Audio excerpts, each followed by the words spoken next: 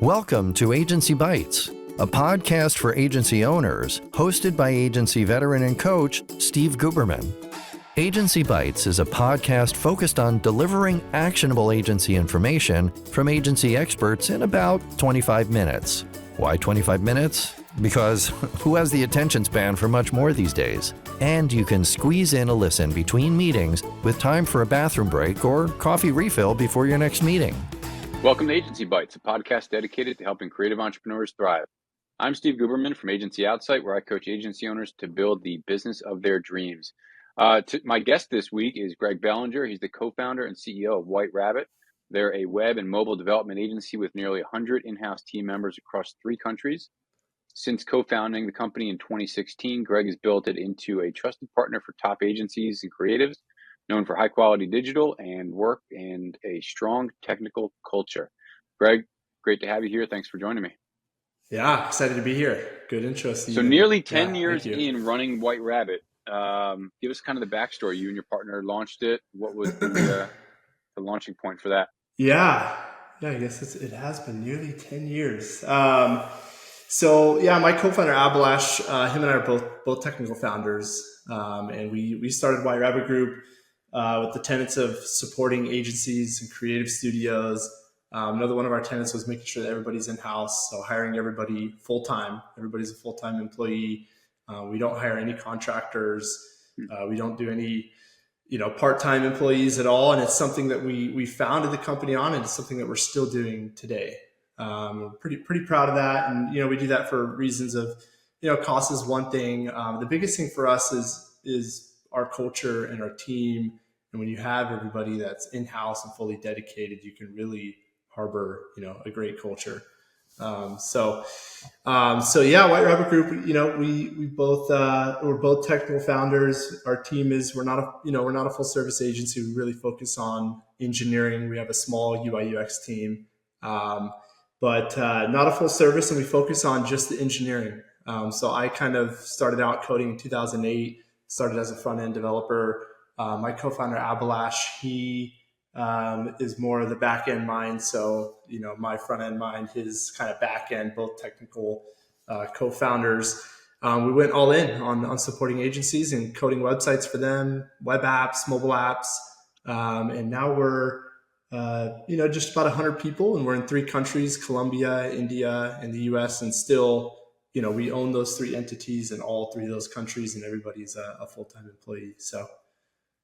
Love it. So for people listening that might be like, all right, I have a small shop, or I want to start a shop, that kind of accidental entrepreneurs that we often talk about as technical co-founders, how many years in, and maybe you're still doing it today, but how many years in were you like, I got to stop writing code and start being a CEO and running a business? Or are you still writing code? I don't consider myself a developer at all anymore. I guess how many years in, I started coding in 2008. I probably hand coded the first, 10, 12 websites. And I continued to stay in the code and writing code. But by the time White Rabbit Group came around, I was still looking at code, reviewing code, and maybe even a couple of those sites, I was definitely in the code in the initial phases of starting White Rabbit Group. But one of our first hires was a developer. Like we knew we wanted to scale. We had the business model. We knew our target market. And so we hired, one of our first hires as a developer. And so he was focused on writing the code initially for mainly all the projects. And I got out of it probably within a year, but my specialty and where I'm pretty good at is the product management side and project management. So I stayed in the weeds on project management for a long time, maybe too long, managing projects, still being very client facing. And only recently in the last couple of years, have I really pulled away from that. Probably maybe the last few years. And so it's been huge stepping away and allowing our team to really, manage everything, do the client management. And it's, the output and like our company as a whole has just gotten so much better since I've stepped away and let people, our team actually do the work. And then I can focus on, vision, CEO, actual CEO tasks, not actually being, a product manager, and being in the weeds with our design team and our development team. And so, yeah, I was about a year with the code, and then just about 3 years ago, and I kind of stepped away from the day to day. What was the pivot point that said, "Hey, I've got to start moving away from this," or like what brought you to that point? I think it's multiple things over time. It wasn't like an overnight thing. Um, but I just, yeah, I don't think there was kind of one moment that kind of brought me to that. It kind of slowly happened over time. But Nice. now that Yeah, I'm I like think standing back today, it's like it's just been so beneficial for our company. Me not being in the weeds so much. So yeah.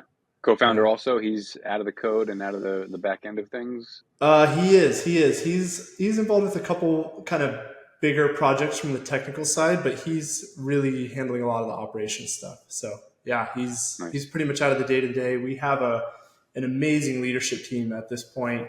Director of marketing, partnerships, director of project management, engineering, and then delivery management from the engineering side. That all those people. That's not myself or Abalash, who we co-founded the company, and they're crushing it. So yeah. That's amazing. And so from day one, you've always been niched into delivery for other agencies. So Yeah. That's all we that's your do. sweet spot. You've never veered from it and going direct to brand or anything like that, huh? No, we've, we're on the directory list for Microsoft. I could probably, I guess maybe under NDA, there's a few other direct clients, pretty big names that we work with. And so we do have direct clients, but those come from our agency partners. And typically Okay. our agency partners will be like, hey, White Rabbit, we don't really want to have anything to do with this. We don't want to manage it. Like, just start working with them. And so the makeup is about 40% direct client work and 60% agency work.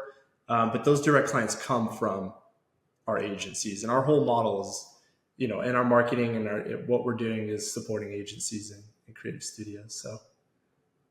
So from a general, no, let me nix that. From a positioning standpoint, right? Because so many agencies struggle with, should I niche? Should I own a vertical? Should I just lean into this one space? And yours is other agencies.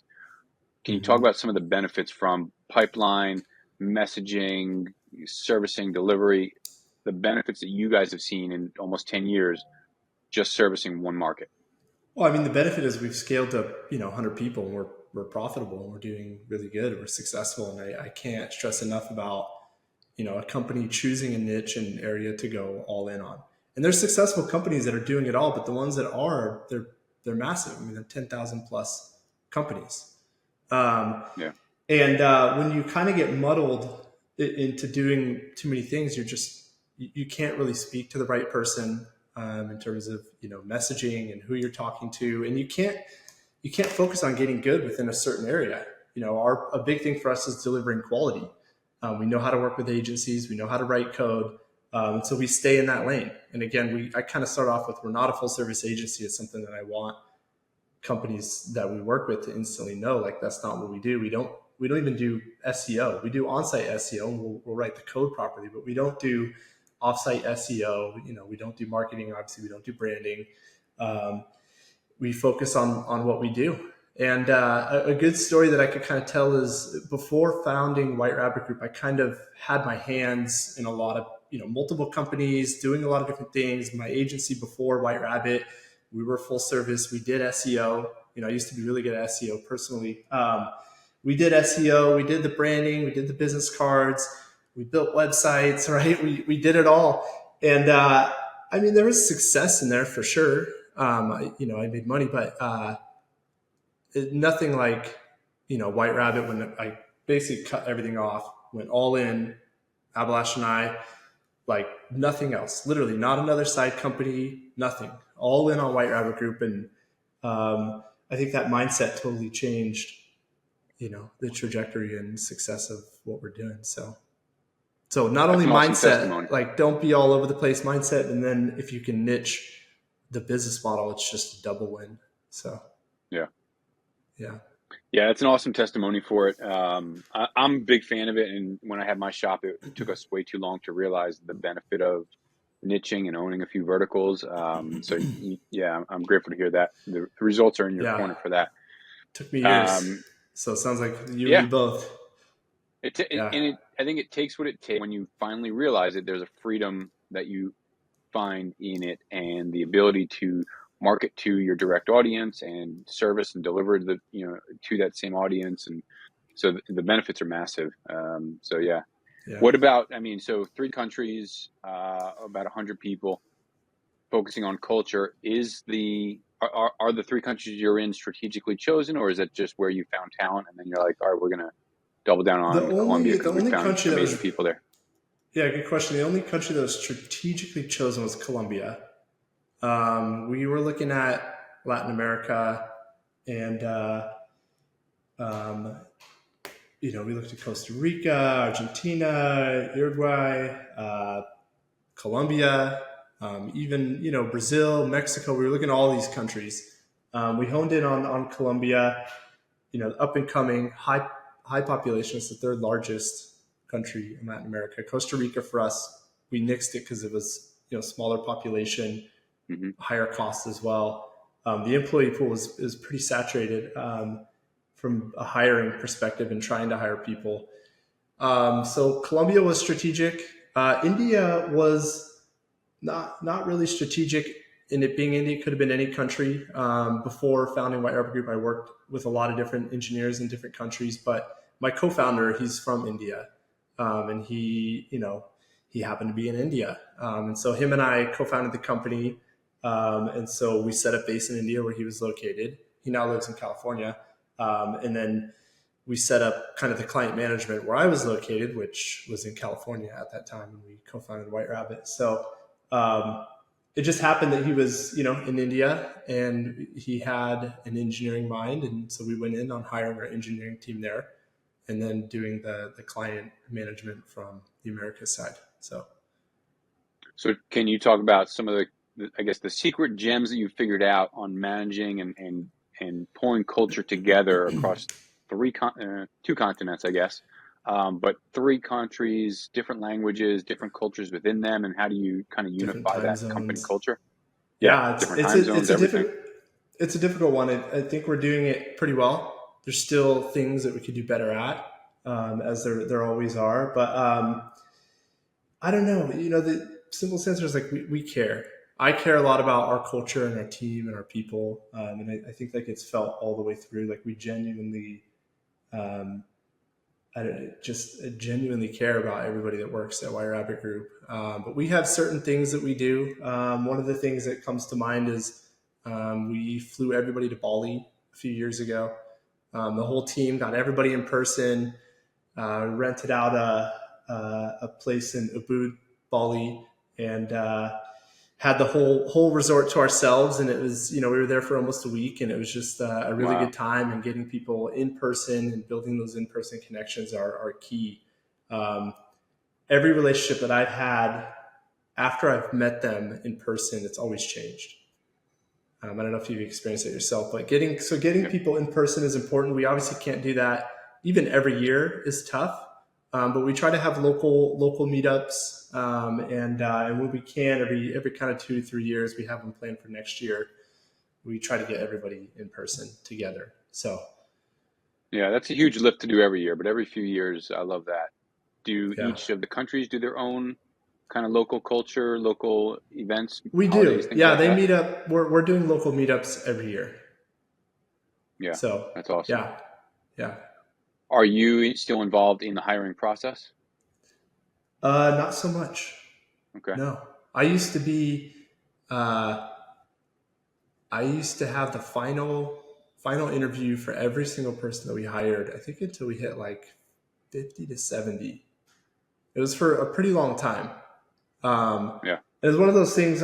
Maybe it was necessary, but maybe not. One of those things where I'm trying to hold on to it, and our team's crushing right now with the interview process and bringing on people that are like minded because we've defined our culture and then we hire against it. And so I don't need to be in those interviews anymore, but I did hold on to that for quite a while. But no, I'm only involved in director level, pretty key hires. Yeah.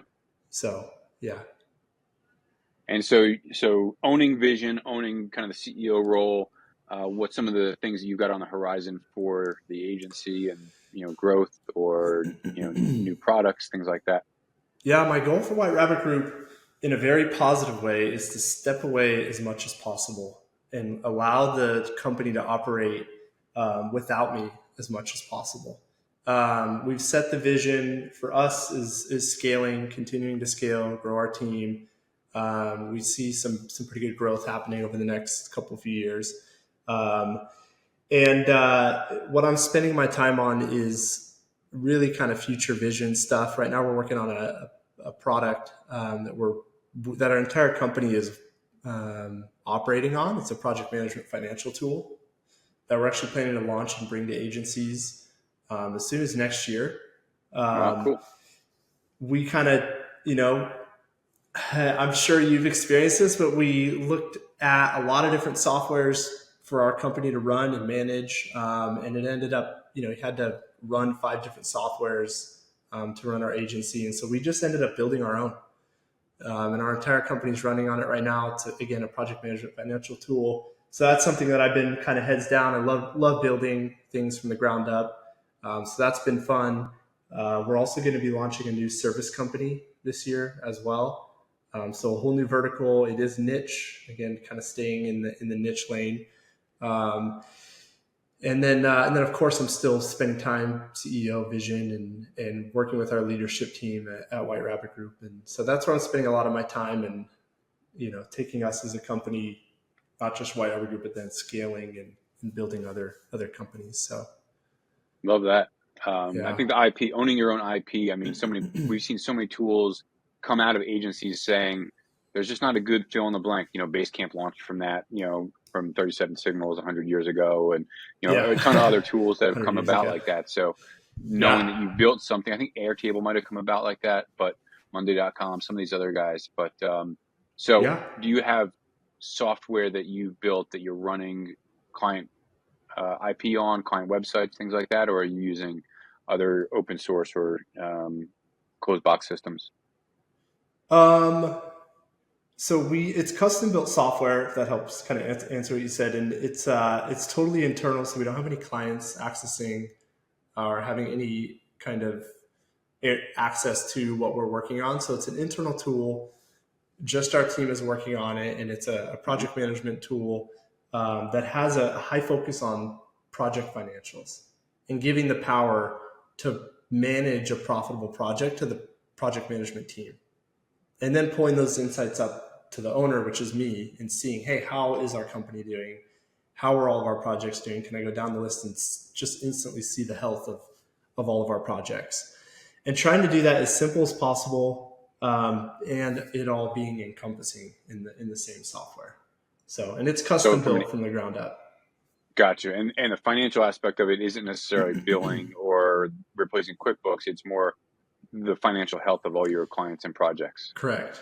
But we do have invoicing integration, and so that is happening and could replace QuickBooks. But we do have a QuickBooks integration right now for us internally. Was the challenge that this answered that clients were kind of slipping in profitability and you're like, we got to get a better grip on this? Or was it literally there's no good tool for this? Yeah, we wanted more insight into the projects. And at the end of the day, we believe in processes and software and using it and Kanban boards and, having a place for people to communicate. And what we found is, again, we needed like 4 or 5 different softwares, from like time tracking to project management to the financials to QuickBooks. And then we needed a CRM integration. We needed all these different softwares that don't really talk well with each other. And we even hired a consultant to help us from the project management side to get streamlined. We just knew we were scaling. It wasn't like an exact problem that we were solving. Okay, we have weak project financials and we need to get better at it. It was more like we're scaling, we know where we're going, and we need to have better processes. And as we went down that path, we just found that there's nothing out there that we either trusted or fit the bill of what we needed. So we just built it. Yeah, I love it. That's Yeah. awesome. Um, Thinking over the almost 10 years, and so now you've got it planted in your ear that, oh man, we're coming up on our 10-year anniversary. We're going to have to have a big celebration, a big party. But back over the past 10 years, what are some kind of, I don't say mistakes, but major lessons that you've learned in, acting, in being CEO of a growing, thriving agency? It's a really good question. Um, yeah, an advice, or at least something that I've learned over the years that I've had to do is I kind of have a saying, like I've when it comes to employee management and having tough conversations, I've learned to kind of take my heart and put it in a box and like set it aside. Um, in the beginning, whether it's having a tough conversation, letting somebody go, somebody quitting, it really got to me, just emotionally. And, Mhm. and I knew that we're going to continue to grow and scale and hire people. And it's just part of people management. Um, and, yeah, I guess my advice is just, and how I do is that how I word it is just, I kind of take my heart, put it in a box and set it aside when having those, types of conversations. Um, and I've been surprised over the years as an agency owner, just with people management, what, the trust that can be broken, um, you know, by people that you fully trust. Um, Mhm. so, and with people management, that's inevitable. I mean, when you're working with 100 people, that's going to happen. You have to be okay with that, and you have to figure out how to kind of navigate that. And I think for a lot of entrepreneurs scaling into people management, they don't really know. They don't. It's a As you become an entrepreneur and you scale things, people think entrepreneurship is like this. It has this really positive light, but there are lots of ups and downs, and I think a lot of that comes with the people management, and you have to be okay with it. And a lot of people aren't really made for that. I think, especially even Yeah. like entrepreneurs that like to stay kind of in their lane and working on things at the ground level. Um, so people management is I've learned a lot over the years, and for me, I like it. I enjoy it. I love my kind of word is for like if I were to pick one word that I try to live by, it's create. I just love creating things from the ground up. And initially, that joy for creation started with writing code, right? Pushing it to a server, pointing a domain, and the whole internet could see what I just built. Yeah. And now my passion, which is create, has kind of morphed into creating this culture and profitable business. And I love it at this point. But yeah, so Love that. It's a great answer. I do think a lot of creative professionals, business owners, uh, adopt the word entrepreneur, almost like synonymous with I own a business, so I'm an entrepreneur. And curious, how do you yeah. define entrepreneurship? How do I define it? Yeah. Well, you asked that question. It's what went through my mind. How do I define entrepreneurship? Well, obviously, I would say my quick answer is creating something from nothing, and following through with it. And I think profitability in entrepreneurship and building something that's sustainable is key.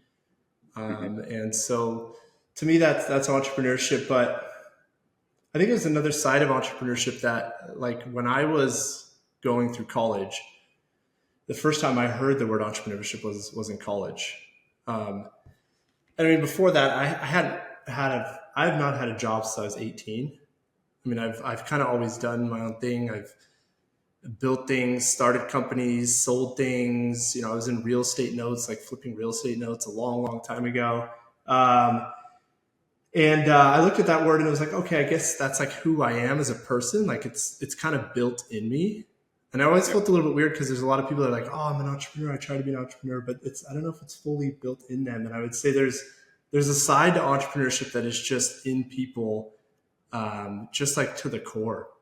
And so, yeah, I don't know. Yeah. Entrepreneurship. I People. think you nailed it. I mean, from my perspective, and I think different people have different perspectives, but I mean, since I was in 5th grade, I can remember selling. My dad sold school supplies, and so I would take his leftover samples to school, and I would sell like Trapper Keeper folders for like Def Leppard and Quiet Riot and like all these hair bands. And we'd go to maybe it was BJ's at the time and buy a giant thing of lollipops, and I'd take them to school and I'd sell them for $0.25 each, and it was all about profit. So I think people that have that young bug that just chases them through life to like build something and do something, to me that's, and I think you nailed it. Yeah, you're always looking for that next thing that you can build. So yeah, I love that perspective. I'm glad you shared it. Yeah. Love that. I want to just jump to a couple of rapid fire questions real quick, just to keep it on time and wrap it up with something fun. So these might stump your brain because some people are like, I don't know about this one, but here we go. What's your go-to guilty pleasure TV show or movie? My go-to guilty pleasure.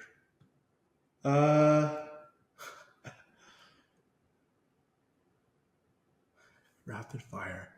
I don't really watch. You said TV. I don't really watch too much TV. Go to guilty pleasure. I don't know. Maybe scrolling on Instagram every now and then. I don't know. All right. Yeah. You're dialed in. That's You're the not only on the guilty. screens. What's that? You're pretty dialed in. You're not watching and consuming too much, are you? I'm not. No, I keep everything pretty streamlined at this point. I have a pretty set way of how I live. Like I wake up cold plunging and in the sauna every single morning. Whatever. It's a lot of people. It's like a fad right now, but it honestly, I have so much energy waking up every morning. Working out is really big for me. So I don't know. You said guilty pleasure, and I was like, I don't know. What came to mind was like running or mountain biking, but those are not really like guilty pleasures. That's just what I like to do. So sweet. Yeah. You're dialed in. I love it. If you could send a 2-word text to your younger self, what would it say? Ooh.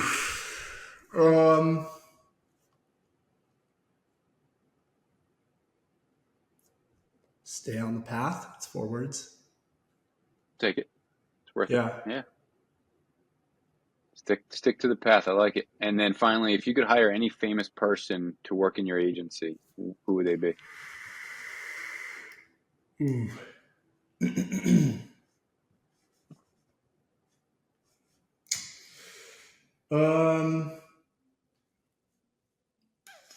Any famous person?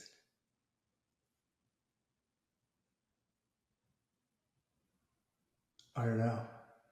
We got to go after sales, and I think Steve Jobs is a phenomenal salesman.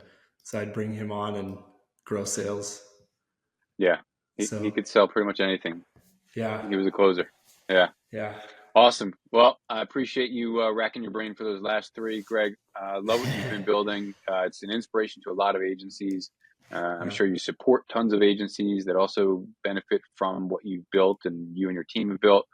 So thank you for joining us and sharing about your process in building White Rabbit over the past decade. So thank you very much. I appreciate it. Thank you, Steve. Thanks again for tuning in to Agency Bytes. If you know someone with expert knowledge on a topic that agency owners would love to hear about, go to agencyoutsight.com/podcast-guest and nominate them.